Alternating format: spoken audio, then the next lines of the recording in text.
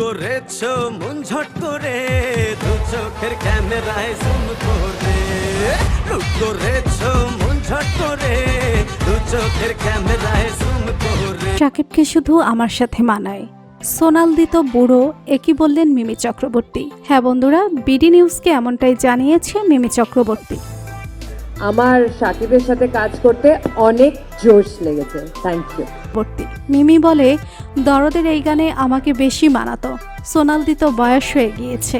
একই বললেন মিমি চক্রবর্তী। দর্শক, দরদের এই গানটি রিলিজের পর থেকেই চলছে তোলপাড়, মুহূর্তেই কাঁপিয়ে দিচ্ছে দুই বাংলা।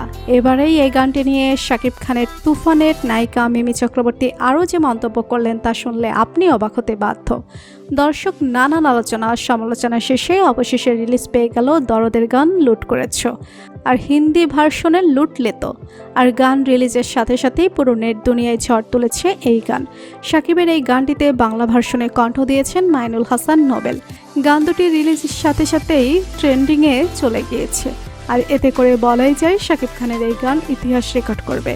আর এই গানের কথাও সুর প্রতিটা গান প্রেমীদের মনে আলোড়ন সৃষ্টি করতে বাধ্য।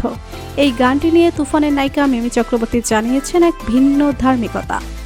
গানটি রিলিজ হতে দেখেই তিনি তার একটি পোস্টে জানান যে শাকিবের এই গানটির রিলিজ নাকি মিমির কাছে দারুণ লেগেছে, এবং শাকিব ও সোনালীকে অভিনন্দনও জানিয়েছেন এই নায়িকা। আরও বলে যে, এই মুভিতে যদি আমি থাকতে পারতাম তাহলে আরও হিট হতো মুভিটা। তো দর্শক, ভিডিওটি ভালো লাগলে আমাদের এই চ্যানেলটি সাবস্ক্রাইব করে আমাদের পাশেই থাকবেন। ধন্যবাদ সবাইকে।